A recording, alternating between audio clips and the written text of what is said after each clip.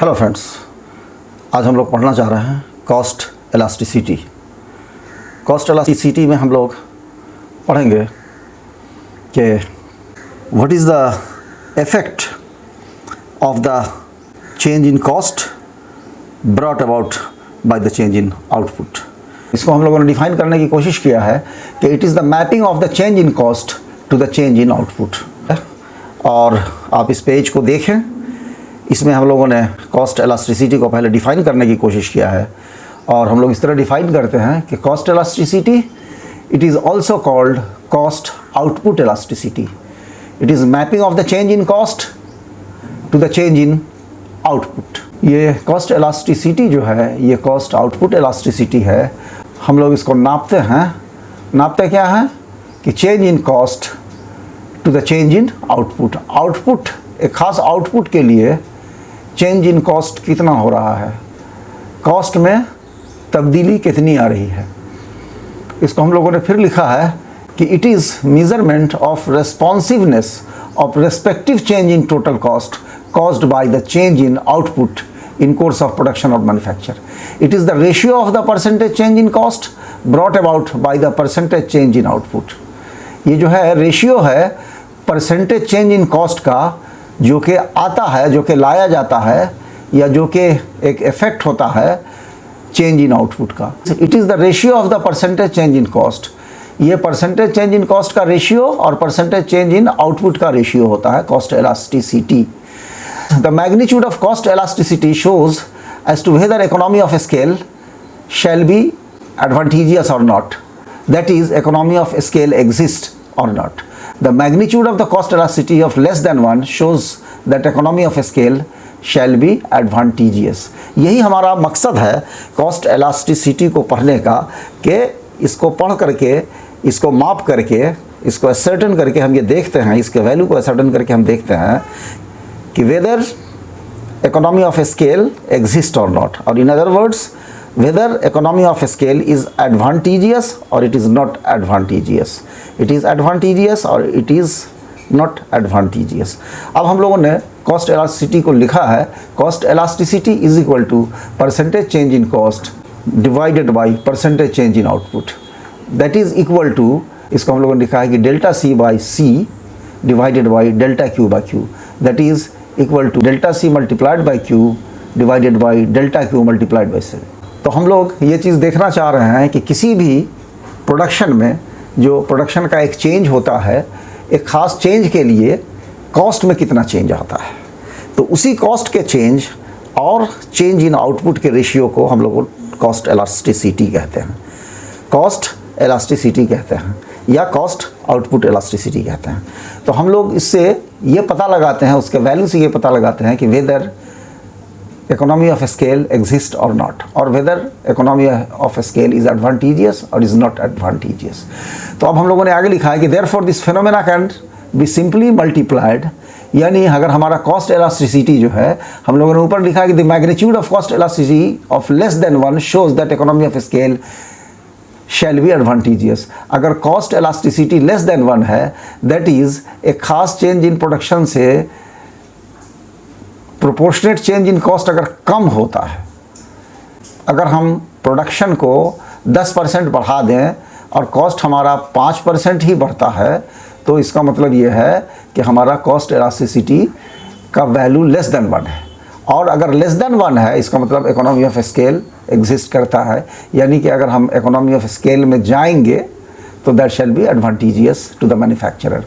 Therefore this phenomena can be simply multiplied if the cost elasticity is less than 1 in one setup of production, that is one unit of production, कोई एक इकाई हो production की, कोई एक factory हो या एक मशीन हो, एक फैक्ट्री में लगी हुई, और उसका कॉस्ट एलास्टिसिटी जो है, कॉस्ट एलास्टिसिटी अगर लेस देन 1 है, तो हम लोग इस तरह का several similar setup of production can be establish. ऐसे कई सेटअप को हम लोग एस्टेब्लिश कर सकते हैं, इंटरप्रेन्योर एस्टेब्लिश कर सकता है to have the enhance profit, बढ़े हुए प्रॉफिट को पाने के लिए कर सकता है। और वो कितना गुना होगा, वो उतना ही गुना होगा। अगर हम लोग नए यूनिट को एक यूनिट की जगह पर अगर 3 नए यूनिट और बना लें, तो हमारा प्रॉफिट जो है वो, अगर हम लोग 3 यूनिट नया और इस्टेब्लिश कर लें और पहले का 1 यूनिट है, अगर टोटल 4 यूनिट हो गए, तो हमारा प्रॉफिट 4 गुना बढ़ जाएगा।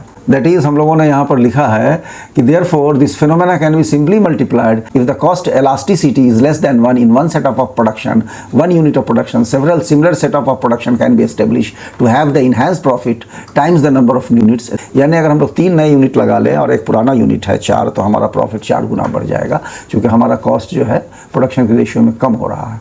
This is economy of scale, इसी को इकोनॉमी ऑफ स्केल कहते हैं. नाउ फॉर न्यू यूनिट्स, अब हम लोग देखेंगे इसका इफेक्ट क्या होगा. इकोनॉमिक्स में हम लोग इसका इफेक्ट, हम लोग हर कॉस्ट का एक इफेक्ट देखते हैं इकोनॉमिक्स में.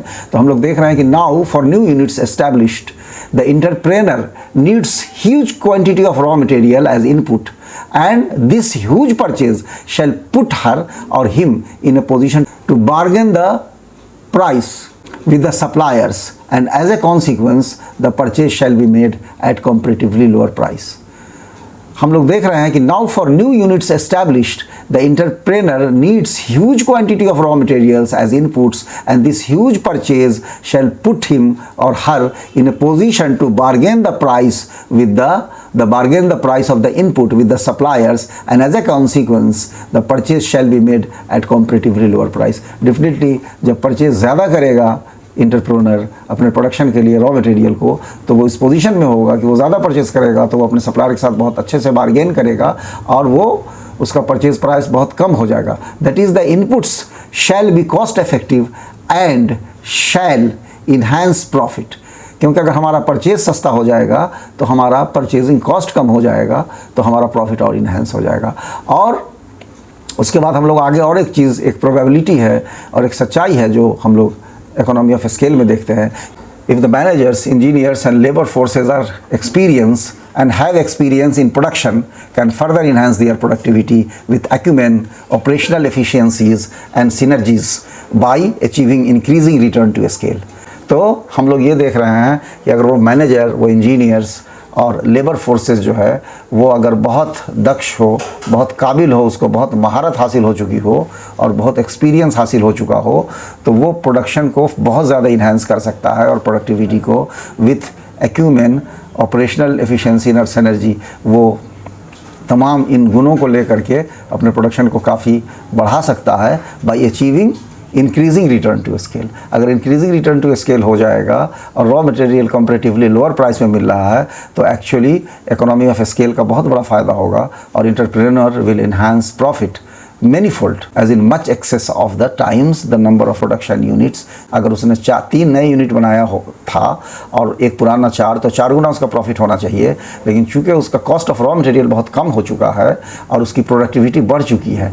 क्यों उसके इंजीनियर्स और मैनेजर्स और लेबर फोर्सेस बहुत एक्सपीरियंस हैं, they have acumen, operational efficiencies and synergies, तो वो इंक्रीजिंग रिटर्न टू स्केल पा लेगा और इस तरह उसका प्रॉफिट जो है बहुत ज़्यादा हो जाएगा, बहुत ज़्यादा हो जाएगा as in much excess of the times the number of production unit. अगर उसने 3 यूनिट इस्टेब्लिश किया हो और एक पुराना यूनिट हो, तो इकोनॉमी ऑफ स्केल के हिसाब से उसकी प्रॉफिट 4 गुना होगी.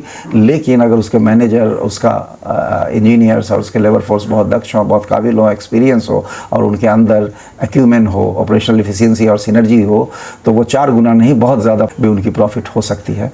तो दोस्तों, यही हमारे इसको समझने का एक फ़ायदा है, कॉस्ट इलास्टिसिटी या कॉस्ट आउटपुट इलास्टिसिटी. इससे हम ये जज कर पाते हैं कि इकोनॉमी ऑफ स्केल एग्जिस्ट करता है कि नहीं, और अगर उसके बाद एंटरप्रेन्योर बहुत दक्ष हो और वो सारी चीज़ें ऊपर बताए गए नियमों का पालन करते हुए अगर वो अचीव कर सके, तो उसकी प्रॉफिट बहुत बहुत ज़्यादा बढ़ जाएगी. तो थैंक यू वेरी मच, बहुत बहुत शुक्रिया. और आप लोगों ने इस वीडियो को देखा, अगर इसमें कहीं कोई एकेडमिक या टेक्निकल फॉल्ट नज़र आ रहा हो, तो please do point out so that I can rectify my mistake, and I will be happy to know my mistake, and I will be grateful to those who will point out my mistakes. So thank you very much. बहुत बहुत शुक्रिया, धन्यवाद, जय हिंद.